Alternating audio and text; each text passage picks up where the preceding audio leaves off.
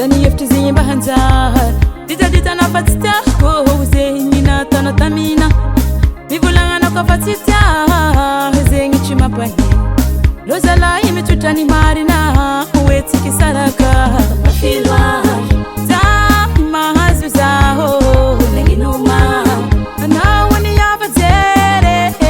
Mafilwa Zali mahazwe Aleko miteki zati matanti zem babane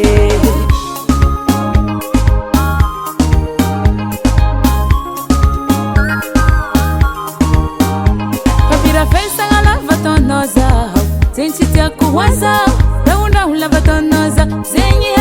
kitstati kwe Ni afya kuna fona kamara Hey,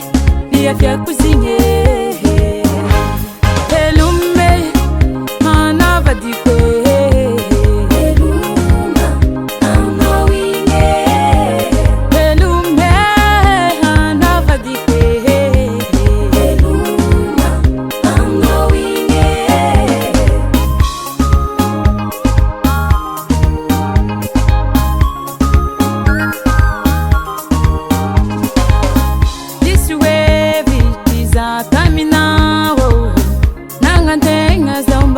Zutukan changu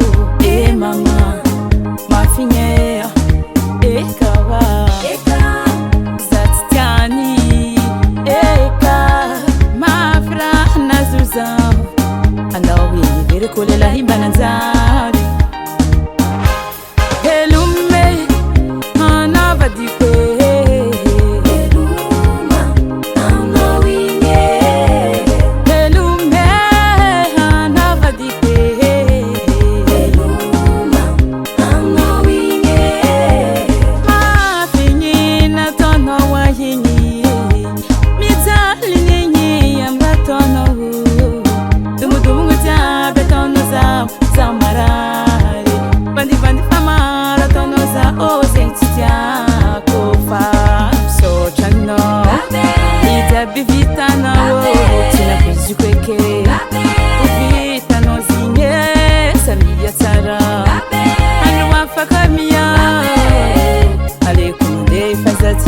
No babane